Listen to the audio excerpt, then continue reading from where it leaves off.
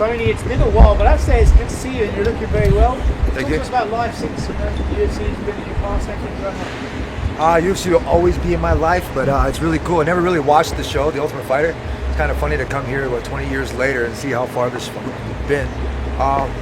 What's new? My hairline. I don't know if you guys have seen it, but the receding gone. I got my stuff from Bosley, which is pretty cool. So looking clean and going fresh. And everybody's saying I'm looking younger and just enjoying life, which is cool. You've never ever made it a secret how much you valued your time in the Ultimate Fighter, how important you felt that time was for your career. Right. What is it about the show that made it so important for you, and what do you think young guys need to learn and appreciate about it before they go into the house? Well, I'll say this. I can't wait to coach on the show, so I'm going to put that out there in the air.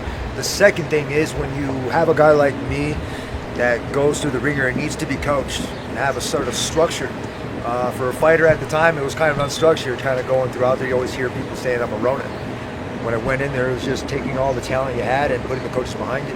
And that show was like a university for me. I went in there, came out, graduate, and look at me, world champ, it's dope, it works. It's an interesting timing to see you, right? Because I believe you're meant to be competing this weekend just gone against Dennis. Yeah, absolutely, for the GFL.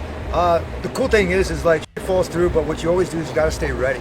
I'm in contact with the commissioner. I can't say too much with some things, but I know that one thing, I'm being offered a lot of grappling matches. Everybody wants to see me compete. When I was competing with the UFC, I wanted to play professional baseball and go professional boxing and do a lot of things. I'm a three-sport athlete, can't help it. And I'm 41 years old, but I feel like I'm 20-something years old, doing sprints and still keeping up and beating all these young players. So when that time comes, when they do beating on the mats and so, the interest has to always be there. If the interest isn't there, why the I want to do that anyway? And for a while, it was kind of rusty. I don't know if you guys can see that, right? I mean, we're just talking about 4 years. But beforehand, you saw me smiling a lot, especially when I was bloody. So when I'm having fun, I mean, everybody else around me has fun. You know, it's kind of like a bartender. For a long time, I stopped listening to the music and having fun. I stopped serving everybody, including myself. So it's cool to be in a good spot now. I know you mentioned grappling, but as time goes on, is fighting still coming back and doing fighting in some sort? Is that still going to be on the table, or is there a timeline where at some point you're just like, I'm going to stick with the grappling, I'm going to sit? No, dude. I think any person that goes and goes against what their inner will says, I say that. I think more than anything else, like I'm getting more and more deadly. I stopped lifting weights hugely. I'm getting more flexible. My conditioning is getting better because of my fighters I'm training. I'm a coach now. When it goes into it, I coach people to train to kill people. And what better else than a person that's like an assassin?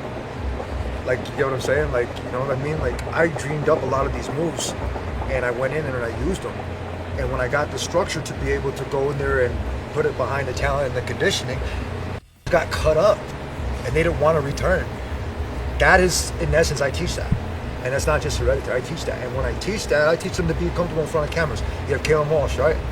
Young Kalen Walsh took him underneath his wing, you know, co-signed for his apartment when he did it, took him to get his license, took him to get his social security card, took him to do this. Got him involved with the UFC.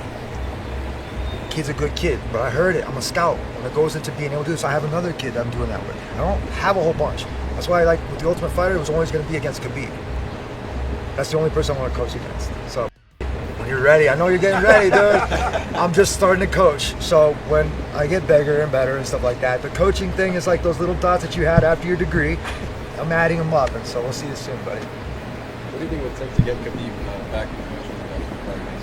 Fact, I am the only person his dad said before he passed away that this is the fight to make.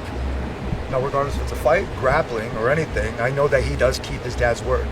And I know that I've never talked about his religion, his wife, or anybody else that goes about it. But I know competition-wise, if we keep it cordial, there's no reason why we should not be able to coach against each other in the Ultimate Fighter. You call that moose knuckle Dylan Dennis, tease a little fight. Moose knuckle, yeah. You know why? There's a picture he sent the commissioner, and the commissioner was like, yeah, we want this fight to have. We had a big old moose knuckle. I call him moose knuckle, so there's a little bit of info. But yeah, dude, my grappler, I'm black belt. And when it comes down to it, and you got before pandemic, dude, my team was 30 deep with squad. Nobody wanted to fight, including Chess or anybody for years. That is where I'm at mentally right now. So the idea is I don't have pressure to do anything for anybody. But the person I sign up with, they're gonna see their stock go high because they're gonna get the best of me. Is that someone that, do you want to fight him? Do you want to grapple him? Do you want to play chess against him? Like, Who, Khabib? No. I'll cook against that motherfucker if I have to. Do it. Do it? Yeah, do it. I want to compete against him. And look at what GFL, like I'm telling you, it's not over. It's just when you have a project, you heard them in the Ultimate Fighter. It takes time.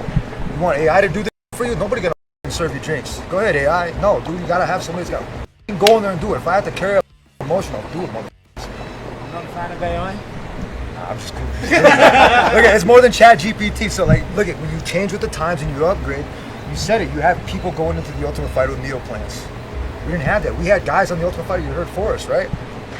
Season 13, season 1. I'm listening to him talk, and I'm like, yeah, dude. Nutrition was one big thing. You had people still learning about nutrition. Same thing with me. I didn't know what a BCA was. You know, Clay Harvesting my body. It was cool. You got more involved with this, and you see the sport get more and more structured. I'm telling you, I said it before. I can't wait till this sport makes it in the Olympics. I'll either be a coach, or I'll be on the panel. Check it, watch.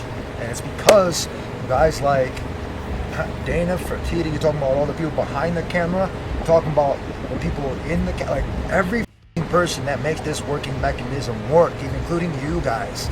It's a growing thing, and it's coolest to be able to see the guy behind the green curtain. That's me right here. And now, I'm here, and that's how I feel about it. Tony, thanks, brother. That's awesome. Cheers. Thanks, Tony.